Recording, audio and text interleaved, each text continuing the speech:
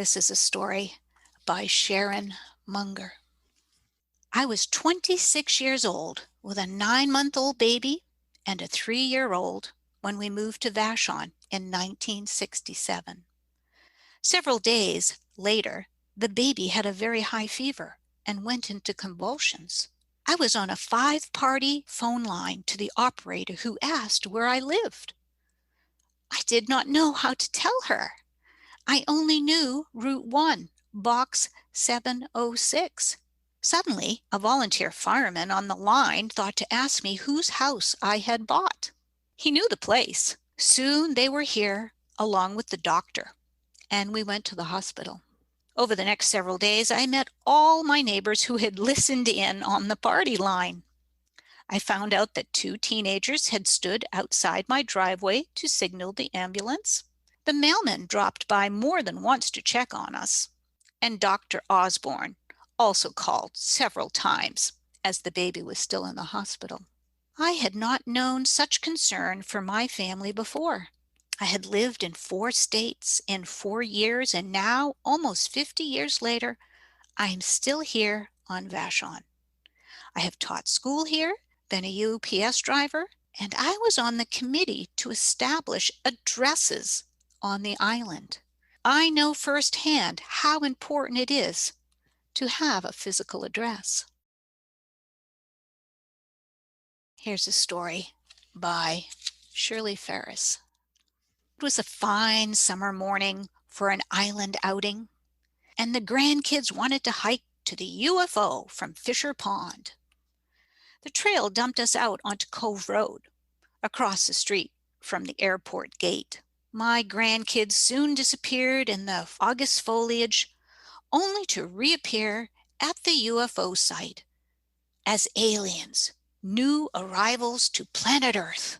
Explorers of the universe touched down at the edge of Vashon Municipal Airport. While I pulled lunch sacks from my backpack, the kids examined the rusting outer space machine, Vashon's only known UFO.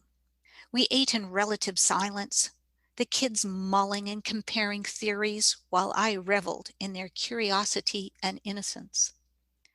As we left our secret picnic site and walked back into the woods, my grandson took my hand and said, "I just don't get it. How did Sandy fit in there?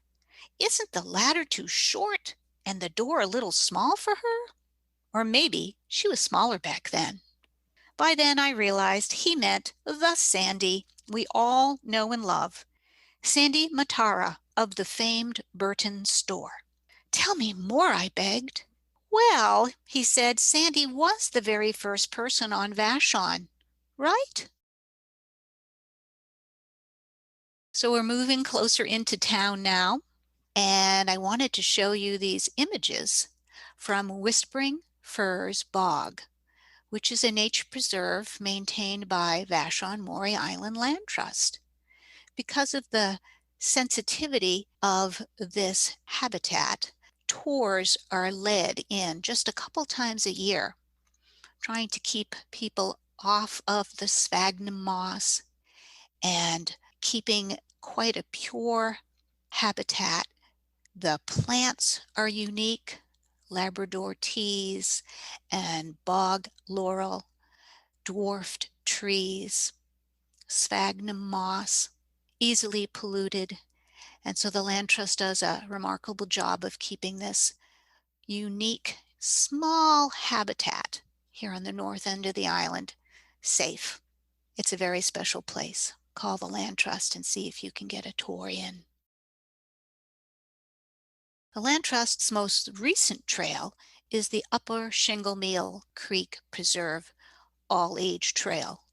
Its hard surface is a great place to bring kids in strollers, wheelchairs, or those that have difficulty on steep trails. This is a lovely flat trail with ample benches for sitting, listening for bird song, watching the meadow birds, maybe grabbing an apple off the wild apple trees. And if you're quite able and willing for a hearty hike, You can take that shingle mill trail that Brian Brenna was mentioning his grandfather would take down to Fern Cove.